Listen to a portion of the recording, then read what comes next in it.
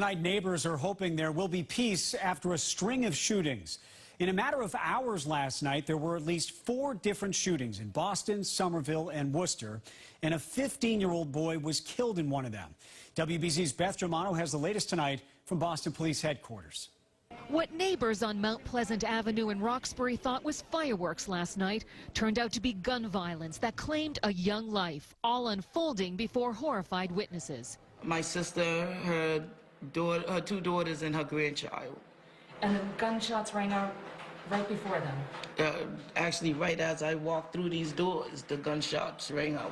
Family members say 15-year-old Xavier Rodriguez, also known as Rico, was struck and killed around 10 o'clock. 2 others injured at the scene. His aunt, Melissa Diaz, says the family is stunned. I just can't believe somebody would do something like this. There's no respect in the streets for children, women, anybody.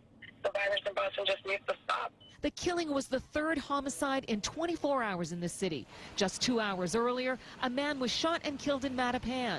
A suspect, 35-year-old Rafael Santiago of Malden, was arrested. Police say he was armed with a revolver when they arrived at the scene, and it was recovered. A 45-year-old man was also killed in Dorchester just after midnight. City officials expressing their frustration. This violence is tragic. This violence is sad. This violence needs to stop. Last night, Mount Pleasant Avenue was full of people worried they could have become victims themselves. I could have been hit. My son could have been hit. My 13-year-old son, who walked in the door just before me, could have been hit. Police are still investigating the circumstances surrounding the shooting, but family members describe Rodriguez as a teen his family tried to keep out of trouble. I know he was a good kid. He was always in sports. He had a good heart. He was always happy. City officials are once again calling upon residents to help them with information about these crimes. Mayor Walsh says the last 4 months have already been traumatic, and the gun violence is not only traumatizing victims' families, but the city's neighborhoods.